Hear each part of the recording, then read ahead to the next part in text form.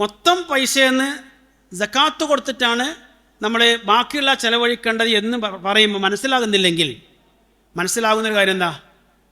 കിട്ടുന്ന പൈസയെന്ന് ആദ്യത്തെ ചെലവ് സക്കാത്താണ്. ആദ്യത്തെ ഇനം ചെലവിനത്തിൽ ഒന്നാമത്തെ സക്കാത്തായിരിക്കുക. എന്നാ തീർന്ന്. അപ്പോൾ പ്രശ്നം ഉണ്ടാവില്ല. അത് എത്രയേ ഉള്ളൂ? ഞാൻ പറഞ്ഞല്ലോ 40,000 രൂപയാണ് ശമ്പളമെങ്കിൽ ആകെ എത്ര കൊടുക്കണ്ടേ? 1000 റുപ്യ. നമ്മൾ സാപ്പുറത്തരുടെ കൂടെ വെറുതെ ഒരു കട്ടൻ ചായ കുടിക്കാൻ വേണ്ടി കയറിയാൽ എത്ര പൈസ ആവും?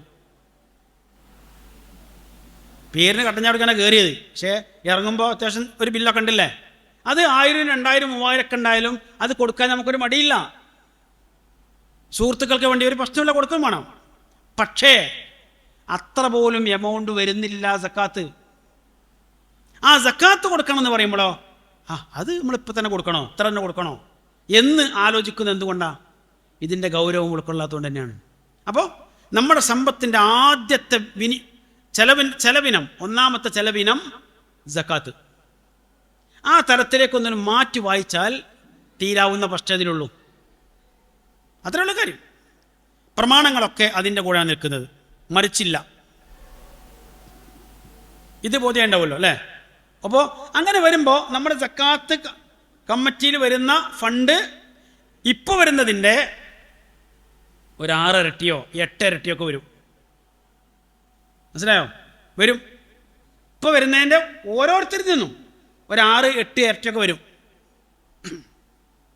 ശരി. രണ്ടാമത്തേത്, സക്കാത്ത് ആർക്കൊക്കെ കൊടുക്കണമെന്ന് കൂടാൻ പറഞ്ഞു അല്ലേ? ഇന്ന വിഭാഗത്തിന് മാത്രമാണെന്ന് പറഞ്ഞു. അത് മനസ്സിലാവാത്തത് കൊണ്ട് നമ്മുടെ സമൂഹത്തിൽ സക്കാത്ത് കൊടുക്കുന്ന പലരും സംഘടിത സംവിധാനത്തിലേക്ക് സക്കാത്തിൽ നിന്ന് ഒരു വിഹിതം കൊടുക്കും. ഇപ്പം ഞാൻ ഒരു വർഷത്തിൽ 1,00,000 രൂപ സക്കാത്ത് കൊടുക്കേണ്ട ആളാന്നിരിക്കട്ടെ. ഞാൻ എന്ത് ചെയ്യും? ഒരു 25,000 റുപ്യ സക്കാത്ത് കമ്മിറ്റി കൊടുക്കും.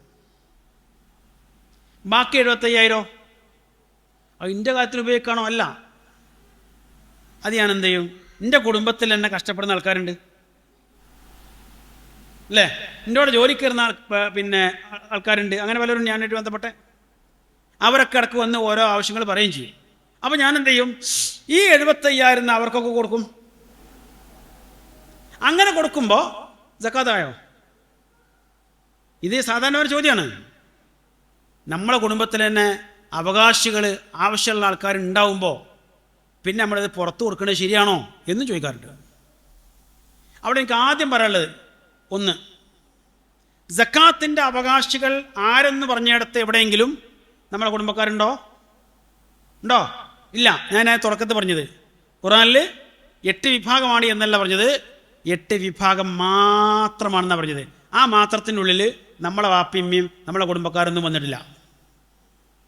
അതുകൊണ്ട് തന്നെ അവർ നേർക്ക് നേരെ നമ്മുടെ സക്കാത്തിൻ്റെ അവകാശികളല്ല. 2, നമ്മുടെ കുടുംബത്തിൽ തന്നെ പ്രയാസമുള്ള ആളുകളുണ്ടെങ്കിൽ സക്കാത്തിൻ്റെ ഒരു വിഹിതമെങ്കിലും അവർക്ക് കൊടുത്തുകൂടെ എന്ന് ചോദിക്കുന്നത് എന്തുകൊണ്ടാണ്? എൻ്റെ സമ്പത്തിലെ സക്കാത്തായി മാറ്റിവെക്കേണ്ട ആ എമൗണ്ട് ഉണ്ടല്ലോ, ആ എമൗണ്ടിൻ്റെ അവകാശി ആരാന്ന് മനസ്സിലായിട്ടില്ല. തിരിഞ്ഞോ? പറഞ്ഞേ ഇല്ലല്ലേ? പറയാം. ഞാൻ വീണ്ടും പറയാം. 40,000 റുപ്യാണ് എൻ്റെ വരുമാനം. 1000 രൂപയാണ് ഞാൻ സക്കാത്ത് കൊടുക്കേണ്ടത്. ആ 1000 രൂപ എൻ്റെ അവകാശപ്പെട്ടതാണോ? അതാ ചോദിച്ചേ. ആണോ? അത് എൻ്റേതല്ല. അത് നേരത്തെ ഖുർആൻ പറഞ്ഞിരിക്കുന്ന നിശ്ചയിക്കപ്പെട്ട ആ 8 വിഭാഗത്തിൽ ആരുടേതൊക്കെയാണ്, എൻ്റെ അല്ല.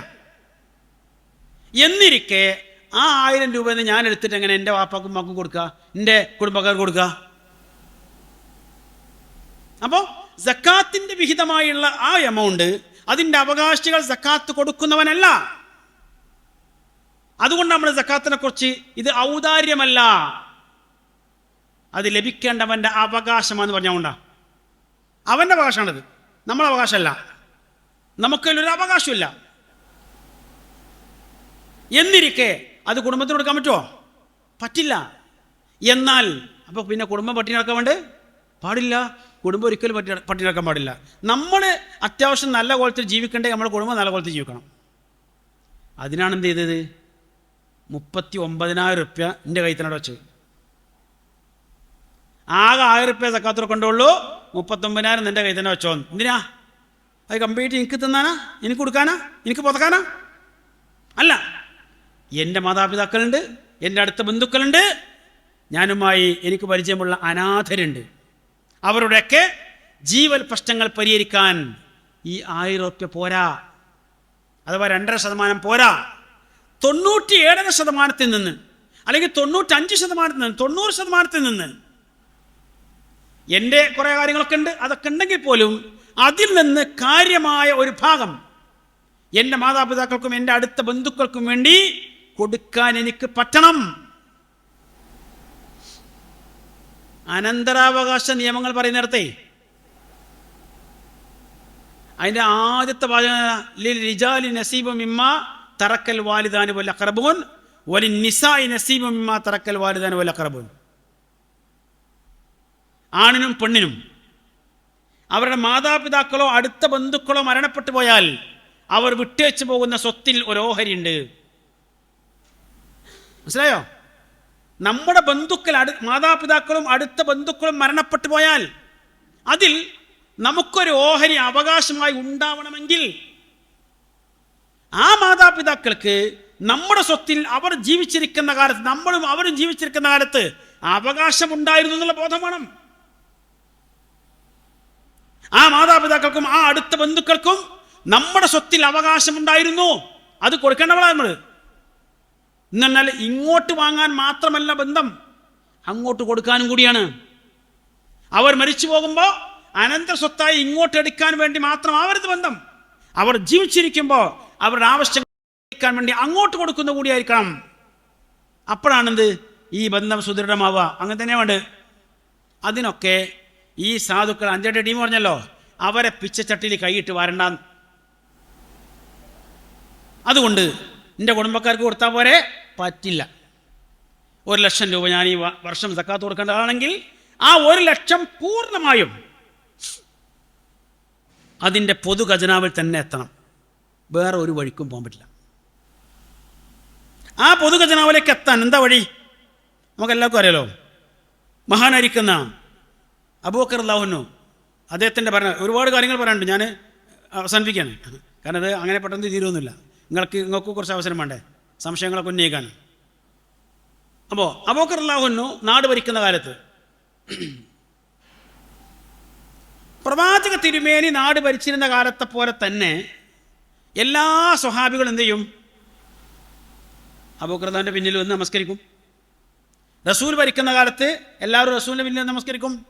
മസ്ജിദ് നബവിയിൽ വരും, നേരെ നമസ്കാരത്തിൽ പങ്കെടുക്കും, ജമാഅത്തിൽ പങ്കെടുക്കും. ഇമാം അദ്ദേഹം തന്നെയാണ്, റസൂൽ തന്നെയാണ്. റസൂൽ മരണപ്പെട്ട് അബൂബക്കർ റളിയല്ലാഹു സ്ഥാനത്ത് വന്നപ്പോഴോ അപ്പോഴും എല്ലാവരും വന്നിട്ട് എന്ത് ചെയ്യും? അവിടെ വന്ന് നമസ്കാരത്തിൽ പങ്കെടുക്കും, ജമാഅത്തിൽ പങ്കെടുക്കും, അബൂബക്കർ റളിയല്ലാഹു തുറന്ന് നിസ്കരിക്കും. എന്നാൽ റസൂലിൻ്റെ കാലത്ത് സ്വഹാബികളെല്ലാം നമസ്കാരത്തിൽ മാത്രമല്ല റസൂലിനെ പിൻപറ്റുക, സക്കാത്തിലും കൂടി പിൻപറ്റും. അഥവാ തങ്ങളുടെ സക്കാത്ത് പൂർണ്ണമായും അവിടുത്തെ പൊതു ഖജനാവിലേക്ക് ബൈത്തുൽ മാലിലേക്ക് കൊണ്ടുപോയി കൊടുക്കും. അല്ലെങ്കിൽ റസൂൽ പറഞ്ഞേക്കുന്ന ഉദ്യോഗസ്ഥന്മാരുടെ കയ്യിൽ കൊടുത്തേക്കും. ആരും ഒന്നും പിടിച്ചോക്കാറില്ല. എന്നാൽ അബൂബക്കറിന്റെ കാലത്ത് എന്ത് ചെയ്തു? ചെറിയൊരു വ്യതിയാനം തന്നെ നമുക്ക് മനസ്സിലാവും അല്ലേ? ചെറിയൊരു വ്യതിയാനം. എന്താ വ്യതിയാനം? നമസ്കാരത്തിലെല്ലാവരും അബൂബക്കറിനെ പിന്തുടരും. സക്കാത്തിൻ്റെ കാര്യത്തിലോ കുറച്ചാൾക്കാർ പറഞ്ഞ് ഈ സക്കാത്ത് എന്നൊക്കെ പറഞ്ഞാൽ നബിക്ക് കൊടുത്തിരുന്ന ഒരു സ്വത്താണത്, അതിപ്പോൾ അബൂബക്കറിന് കൊടുക്കേണ്ട കാര്യമില്ല, അങ്ങനെ വിചാരിക്കുന്ന കുറച്ചാൾക്കാർ. ചിലരെന്ത് ചെയ്തു? നബിൻ്റെ കാലത്ത് കൊടുത്തിരുന്ന പോലെ മുഴുവനായിട്ട് കൊടുക്കേണ്ടതൊന്നുമില്ല, കുറച്ച് നമുക്ക് നമ്മുടെ ആർക്കും താല്പര്യത്തിന് കൊടുക്കാം എന്നൊക്കെ കരുതി കുറച്ചൊക്കെ പിടിച്ചേക്കാൻ നോക്കി. മുഴുവനായിട്ട് കൊടുത്തില്ല, കുറച്ചാൾക്കാർ മുഴുവൻ കൊടുക്കുന്നുണ്ട്. ഈ സമയത്ത് അദ്ദേഹം മിമ്പർക്കാരെ പറഞ്ഞു, വല്ലാഹി ലഉഖാതിലന്ന മൻ ഫറഖ ബൈന സ്വലാത്തി വസക്കാത്ത്. നമസ്കാരത്തെയും സക്കാത്തിനെയും രണ്ടായി വേർതിരിച്ചവരോട് അള്ളാഹുവിനെ തന്നെയാണ് സത്യം, ഞാൻ അവരോട് യുദ്ധം ചെയ്യുക തന്നെ ചെയ്യും. നമസ്കാരത്തെയും സക്കാത്തിനെയും രണ്ടായി വേർതിരിച്ചവരോട് ഞാൻ യുദ്ധം ചെയ്യും. അപ്പോൾ ഉമർ ഖത്താബ് ചോദിക്കുന്നുണ്ട്, അല്ല അങ്ങനെയൊക്കെ ചെയ്യാൻ പാടുണ്ടോ? പലരും ചോദിക്കുന്നുണ്ട്, അങ്ങനെ ചെയ്യാൻ പാടുണ്ടോ? കാരണം ഇതൊക്കെ മുസ്ലിങ്ങളല്ലേ, മുസ്ലിം കൂടി യുദ്ധം ചെയ്യാൻ പാടുണ്ടോ? അപ്പം അദ്ദേഹം തുറന്നു പറയുന്നുണ്ട്, സക്കാത്ത് സമ്പത്തിൻ്റെ ബാധ്യതയാണ്, സ്വത്തിൻ്റെ ബാധ്യതയാണ്. അതിനാൽ വല്ലാഹി ലൗ മനഊനി ഇനാകൻ കാനു യുഅദ്ദൂനഹാ ഇലാ റസൂലില്ലാഹി സ്വല്ലല്ലാഹു അലൈഹി വസല്ലം ലഖാതൽതുഹും അലാ മൻഇഹാ. റസൂലിന്റെ കാലത്ത് ഒട്ടകത്തിന് സക്കാത്ത് കൊടുക്കുമ്പോൾ, ഒരൊട്ടകത്തിനാണ് സക്കാത്ത് കൊടുക്കുന്നതെങ്കിൽ അന്ന് ഒട്ടകത്തങ്ങനെ വെറുതെ പറഞ്ഞേക്കുന്നതിന് പകരം അതിനെ പിടിക്കാനുള്ള കയറ് കൂടി കൊടുത്തിരുന്നെങ്കിൽ, കയറോട് കൂടിയാണ് കൊടുത്തിരുന്നത് റസൂലിന്റെ കാലത്തിരിക്കട്ടെ. ഇപ്പം എന്ത് ചെയ്തു? കയറ് ഒഴിവാക്കി, ഒട്ടകത്തെ കൊടുത്തു. എങ്കിൽ ആ പിടിക്കയറ് തരാത്തതിൻ്റെ പേരിൽ അവരോട് ഞാൻ യുദ്ധം ചെയ്യും. ഇനാക്ക് എന്ന പദത്തിന് പിടിക്കയറ് എന്ന് മാത്രമല്ല അർത്ഥം, കുട്ടി എന്ന അർത്ഥമുണ്ട്, ഞാൻ മറക്കുന്നില്ല. എന്താ പറഞ്ഞ്? ഒട്ടകത്തിൻ്റെ സക്കാത്തായിട്ട് ഒരു ഒട്ടകത്തെ തെളിച്ചിങ്ങനെ വിട്ടാൽ പോരാൻ, അതിനെ പിടിക്കുന്നതിന് കയർ അന്ന് കൊടുത്തിരുന്നെങ്കിൽ അത് ഇന്നും കൊടുക്കണം.